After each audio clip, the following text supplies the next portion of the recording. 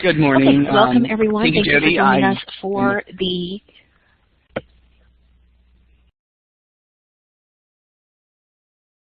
Go ahead, Robert. Are you there? Oh, yes. Good morning, Jody. Thank you. I'm all excited, a little nervous. Everybody's focused on me.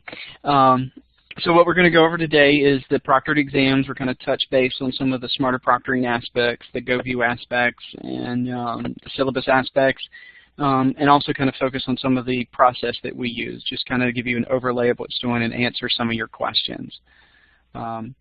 So what we do at the first of the semester, so for the most part, everybody's already started the semester. Short session 2 folks haven't yet.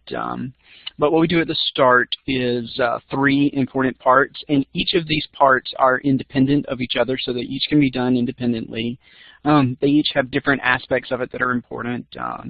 The first is the syllabus. There's a yellow box in your syllabus that includes a sample information on your proctored exam. This is what we use as our official record. So if a student has a complaint, if a student has issues, we look back at the exam and say, are we following, we look back at the syllabus and say, are we following the syllabus contract that we've kind of set up for the students? This is very important for you to update so that I know what your wants are in case there's any sorts of issues. The second, hold on, can everybody hear me? Making sure sound's coming through correctly. Jody, can you hear me? I can hear you. We did have someone ask in the chat box if someone else, another participant, would be willing to be so kind as to let us know if you hear or not. I'm going to take my talk button off. Okay, perfect. Sometimes technology is finicky, and we appreciate that here at eCampus, and so we work with it. So like I said, the syllabus is the first thing. That's kind of how we know the intent of the semester. The second is the Smarter Proctoring setup. This is more of a calendar system for your students to register through. It is not the actual exam, but you do want it to match your syllabus and the information that it provides. You need to go through and create an exam. In Smarter Proctoring, the Create Exam button is kind of misleading because you're not actually creating the full exam with questions. What you're actually doing is creating the exam scheduler. I just think that they didn't want to put all those words on one of the buttons in the HTML. And what this does is, like I said, it allows the students to go in through the same purple box on the course homepage that you use to register for their exams. This also gives you the ability to watch the progress of your students in the class. So you can see who's registered, who hasn't. You can see where they're registered. You can see any problems that might have occurred. So if any student committed a act of academic malfeasance or dishonesty or unfair advantage, those would be in there. It also shows any times that maybe there's a technical issue that came up, so a student that might have had a technical incident that occurred. So if their testing center lost power, we document those as well in case there's some sort of question later in the course. To create the exam, we sent out an exam creation instruction along with a YouTube video, and I can share that link again. All you have to do is ask, and we'll email it out to you. You also could call me, and I'll walk you through it. The process is not that long. There's a couple of things to point out. The exam title. We have, it should be proctored, which exam it is, so proctored midterm, your course, and underscore your last name. I go through and will correct these titles if they're off. What we use these for is we do a lot of VLOOKUPs for reporting and analytics of how our students are doing in total. And so having that name convention the right way helps. If you don't do it right, that's fine. Like I said, I've got a process where I'm going through, and as we go through and approve the exams and get everything finalized, we're confirming that name is correct. The dates, the display after date is actually the first date of the exam. So what this means is the exam can start after that date. On day 1, students would be able to see any exam that's available to them, but they can only register for the exam after the display after date and until the display until date. So those are the exam time windows. You can look on the eCore calendar to find them for your section and for your midterm or final, or you can ask us. The duration is how long the exam will take. We recommend, depending on which exam it is, we've recommended sometimes, but no more than 2 hours and no less than 45 minutes. Due date is also the same as the display until date. The password, feel free to put any password you want in there. eCore manages the passwords for the semester, so I will be updating them to our semester passwords. But that way y'all don't have to worry about those kind of things, that kind of setup. So you don't have to fill that in, but if you do want to, be creative or just put password in, it'll be fine. Permitted items are kind of on your side, what you want for your class. Notes, we recommend that you limit notes to 1 or 2 pages or 1 or 2 note cards, something so that we don't have students necessarily bringing in massive notebooks of stuff. Textbooks are fairly complicated right now because we have OERs, so it's very useful for the students to have access to a digital textbook. However, when it comes to the actual proctored exam, they can't have access to digital media, so they have to print out sections of their textbook that they would want to see. And for the most part, most students don't do this anyways, and so if you feel that you need a section of the textbook, so maybe an English class that wants to have a reading section from a textbook, we can actually embed those in the exams to help the students out so they don't have to bring that information. Calculator is whatever course you may have, whatever calculator requirements. Formula sheets, we recommend strongly that you embed the formula sheets into the classes, and those are the math classes and the science classes. Most of them are now already set up with pre-embedded formula sheets, and we can embed those for you. This helps the testing centers as they aren't quite familiar with some of the formula sheets that might come up, and so they might not know, and so embedding it both helps the student and the testing center. Dictionaries, of course, this would be a hard copy dictionary. Normally, if we say dictionary, the testing center actually keeps a few on hand, so they are able to hand them a paper copy of a dictionary. This prevents anybody from writing in the margins or anything like that.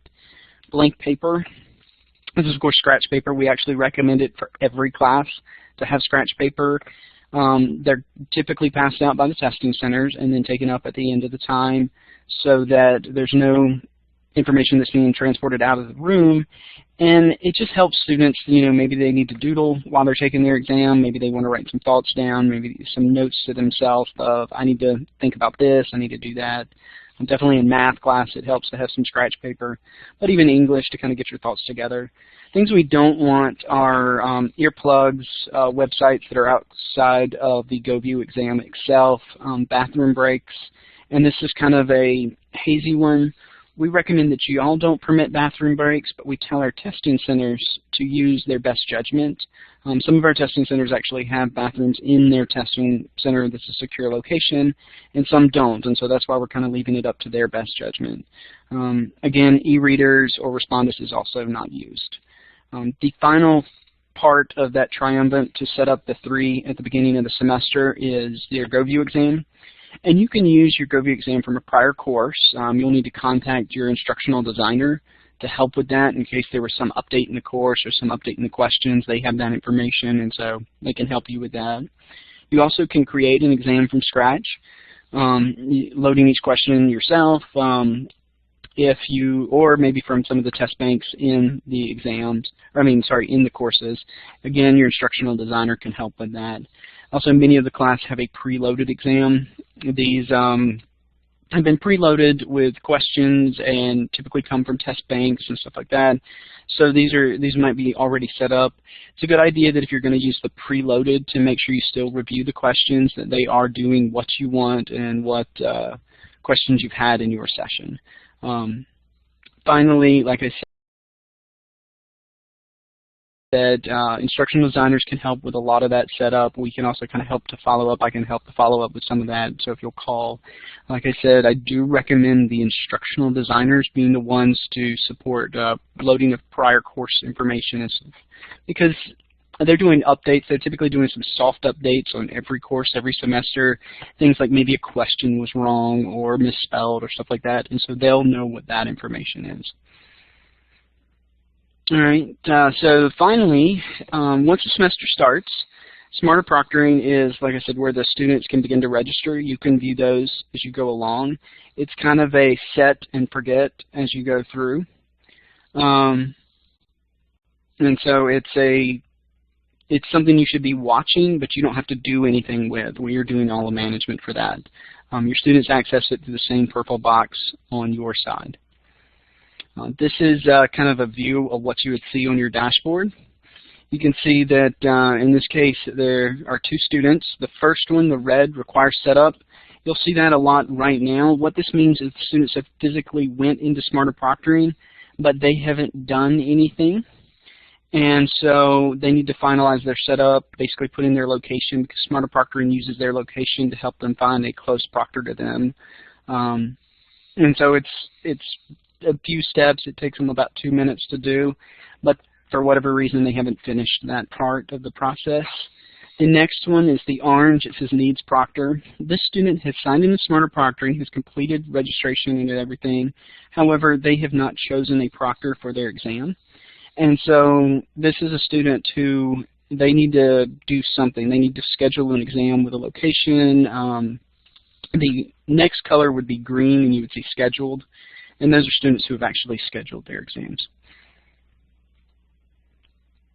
The other aspect that we kind of try to do and work with is our student support. Once the exams are created, once the schedule is built, like I said, the process is very set up, automated. But there's always ways that you can support your students. In fact, in the next 2 weeks, we're going to be pushing students to register as soon as possible, mostly because this benefits the students and they get the seats they want on the days they want, because there are some times and locations that fill up. One of the things you can do to help with that is you can review your Smarterproctoring and kind of contact students who need that required setup or need proctoring. You can say, hey, is there anything you can do or anything you can help with? If not, please contact eTesting. We can help them. Some students just forget or just don't think about it, and so this kind of helps them get along and get into the system. Also, make sure you review your GoView, that your exam is set up right, that it has the material right. Like I said, review your questions so that there's no misspellings or confusion on that part. For the most part, those are kind of easy reviews to do. The last is you're going to have students who contact you. We will be able to support any student needs, but some of these students are going to contact you and ask simple questions like, where can I register? Well, you can go through Smarterproctoring. It's the purple box on your home page. Click the widget, and it'll process you through. Other questions may be more complex. A student who perhaps has a emergency or a medical issue where they wouldn't be able to make the exam. In that regard, we're going to work with the students to try to get them to work around those situations, but any support or information you can provide along with the student just helps us do that process faster. So finally, are there any questions or concern? I definitely want to hit on Pam's question because I remember the student and what the issue was going on. Pam was asking about, there was a student last semester who had notes. She was caught. She had done some material that had come from the website, and she was doing an online proctoring with vVirtual. vVirtual captured a video of this student and reported it as an incident, so that there was something off and there's something that we needed to review in this student's case. And so luckily the student, when discussed about it, the student, I believe, did kind of admit it, and things were worked out. But yes, our vVirtual system, like all of our proctors, are watching for those. However, we tell the proctors not to confront our students if they are in the process of cheating. As I'm sure all of y'all are aware, the world is a much more dangerous place, and it's better for our proctors to just document this information, report it through. We will go through the correct channel and allow the student to complete whatever they're doing and leave. Like I said, this is safer for the location. This prevents any other students from being distracted by a confrontation with a student, and all of this is documented so we can confront the student later on a more neutral term or in a safer condition. So are there any other questions in regards to that specific issue? But we have, like I said, anytime we have those, we take those very seriously.